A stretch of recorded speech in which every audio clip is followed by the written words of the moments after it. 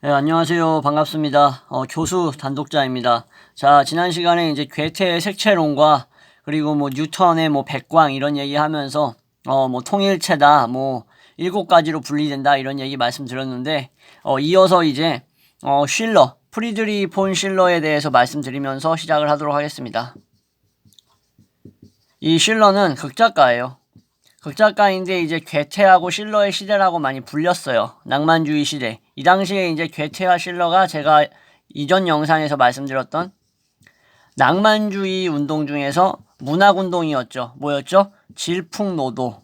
그죠? 질풍노도 운동에 거의 뭐 선구적인 역할을 했던 사람인데, 자, 바이마르 시대 때 이제 괴테의 동지라고 할 수 있어요. 바이마르 시대 때 괴테가 어떻게 변했죠? 낭만주의는 병든 거라 얘기하면서 고전주의로 회귀하자고 얘기를 했었죠. 그죠?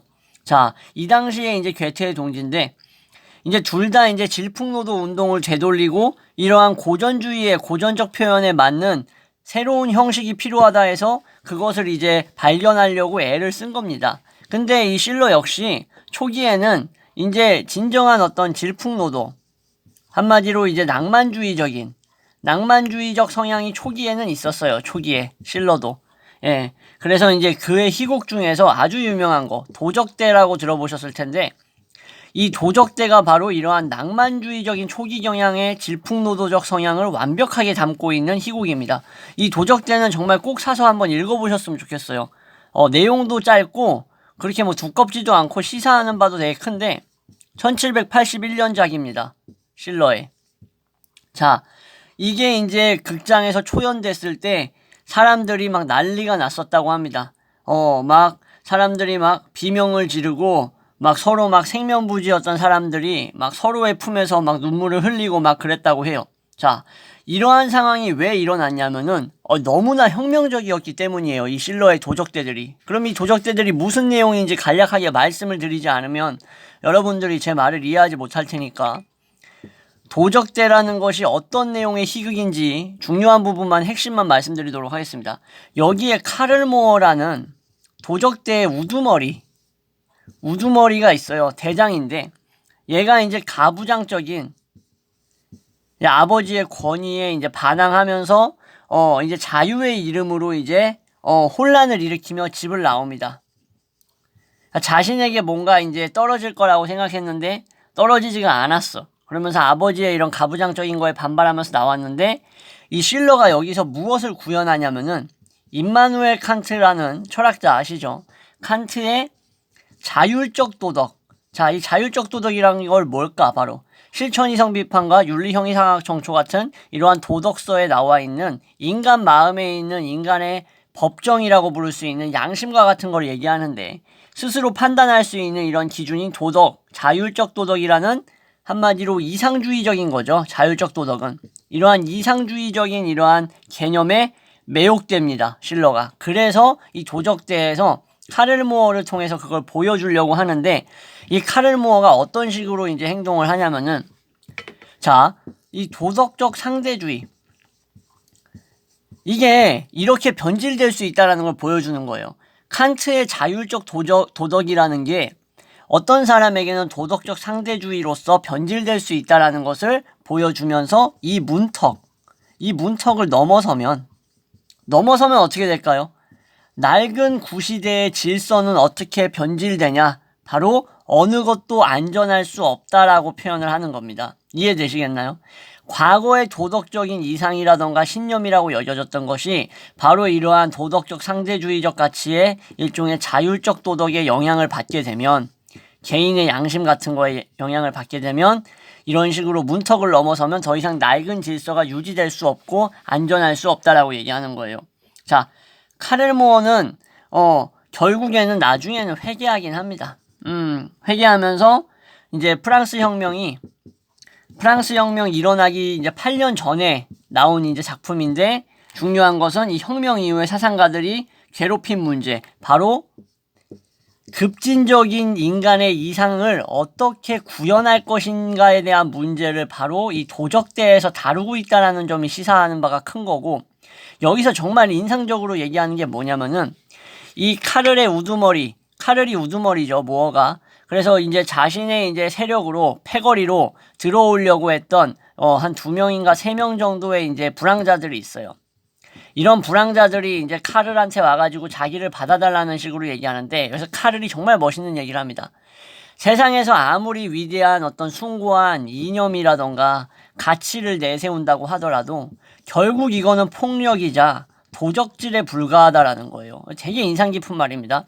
오늘날에 이제 우리나라에 무슨 뭐 옛날에 이런 거 있었잖아요. 뭐 가리봉파 해가지고 뭐 범죄도시 같은 데에서도 나왔었는데, 뭐 무슨 파 해가지고 조직폭력배들 있잖아요. 눈에 보이지 않지만 잘.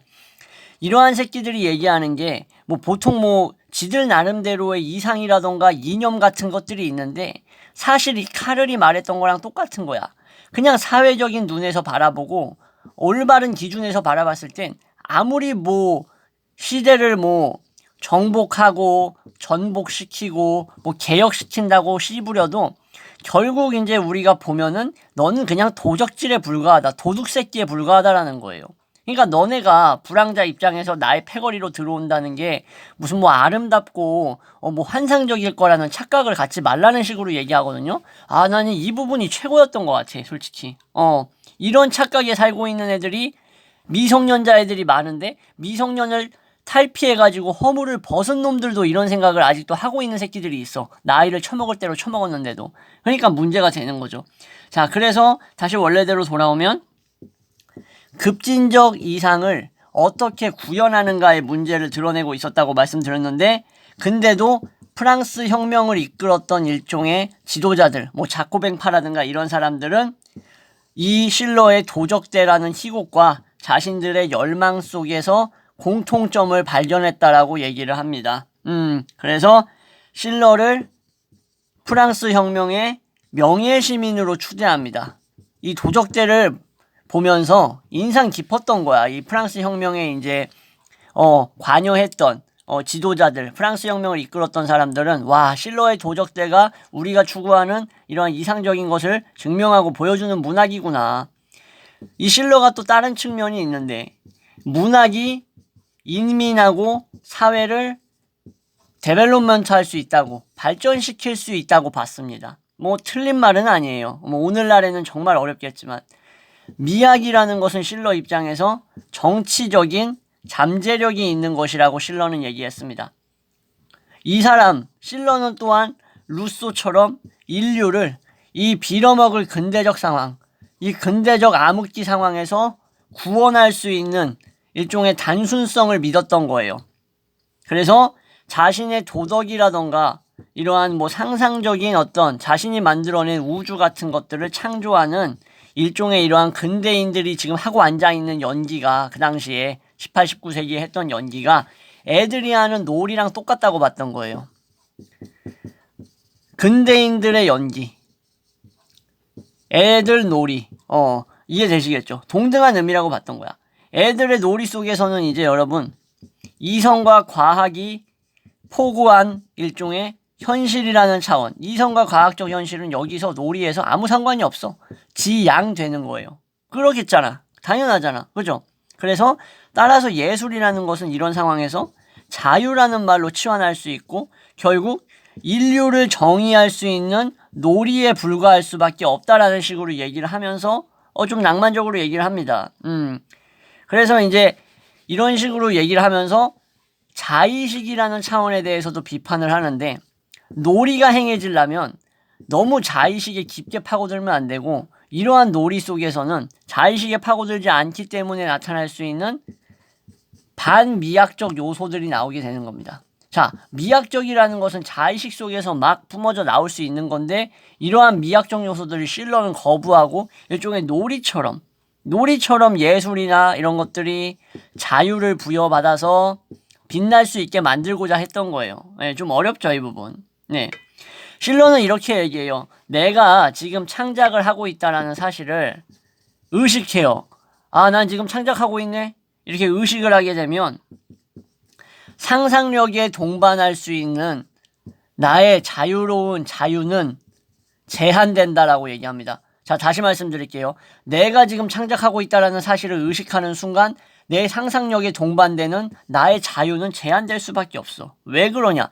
내가 창작한다라는 것 속에는 뭐를 전제하고 있어요? 누군가 지켜보고 있다라는 것을 전제로 하고 있기 때문에 상상력을 동반한 자유가 제한될 수밖에 없다라는 얘기를 합니다. 이해되시겠죠? 예, 이렇게 얘기해서 이거를 실러가 연극과 자연과 놀이 그 속에서 어떤 의미를 지니고 있는지, 미학이라던가 문학이 실러에게 어떤 의미였는지 얘기하는데, 내가 마음에 안 드는 거는 이 실러가, 제가 훸돌린 시 영상에서도 말씀드렸는데 이 훸돌린에 대한 약간 질투가 있어가지고 이 기사라던가 아니면은 이 문학 잡지에다가 이 천재 시인의 시를 실어주질 않았어. 거부를 많이 했어요. 나중에 이제 훸돌린도 나올 겁니다. 영상 가다 보면. 그래서 이 부분이 마음에 안 들어. 자, 근원성이라는 것을 갖고 있다고 실러는 얘기했어요. 누가? 아이들, 칠드런들이 근원성을 갖고 있다라는 거야. 그래서 이러한 것에 대한 독일의 낭만주의적 동경이 있는데, 이것은 바로 원형적인 상태를 추구하고자 했던 거고, 이것은 마치 뭐가 생각나요? 루소 야만인이 생각나죠? 어떤 야만인? 고귀한 야만인, 그죠? 그래서 이런 경우처럼 마찬가지로 문화라는 이름으로 타락해버린 어떤 성인기를 극복해낼 수 있을 거라고 기대했습니다. 다시 말씀드릴게요. 아이들의 근원성으로 독일 낭만주의적인 원형을 추구하고 루소의 이런 고귀한 야만인, 고상한 야만인처럼 문화라는 이름으로 갖다 붙여진 타락, 성인기의 이러한 타락을 극복할 수 있을 거라고 믿었죠. 구원받으려면 애들처럼 굴어라 라고 누가 얘기했어요? 예, 지저스가 얘기했잖아요. 그죠? 예수 그리스도가 얘기했죠.